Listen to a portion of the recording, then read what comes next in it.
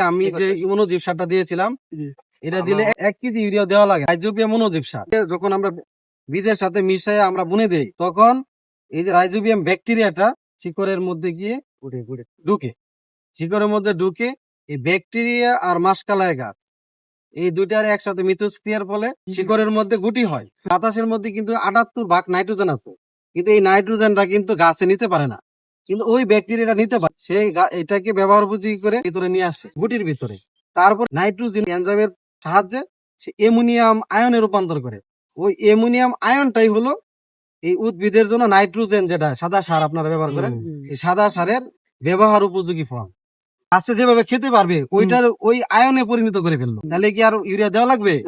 এই নাইট্রোজেনটাই হলো পরবর্তীতে গাছের জন্য প্রোটিন বা আমিষ তৈরি করবে। অন্যদিকে আবার কি করে, এই যে গুটির ভিতরে রাইজোবিয়াম ব্যাকটেরিয়াটা ঢুকে গেল, সবুজ পাতা এটা সূর্যের আলোর সাহায্যে সালোক সংশ্লেষ প্রক্রিয়ায় শর্করা জাতীয় বা কার্বোহাইড্রেট জাতীয় খাদ্য তৈরি করবে।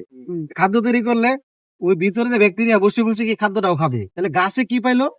নাইট্রোজেন পাইলো। আর ব্যাকটেরিয়াটা কি পাইলো? থাকার জায়গা পেলো। খাদ্যটা হইলো, খাদ্যটা বসে বসে কি করলো? খাইলো। দুইজনে উপকার পাইলো না? এটাকে বলা হয় মিউচুয়ালি সিম্বায়োসিস। এই ডাল জাতীয় ফসল, সিম জাতীয় এইগুলো ফসলে যদি আমরা অনুজীব সার দেই, ইউরিয়া সার তেমন বেশি প্রয়োজন হয় না। যে আমরা যেটা দিছিলাম, এটা দিলে কোনো ইউরিয়া লাগবে না।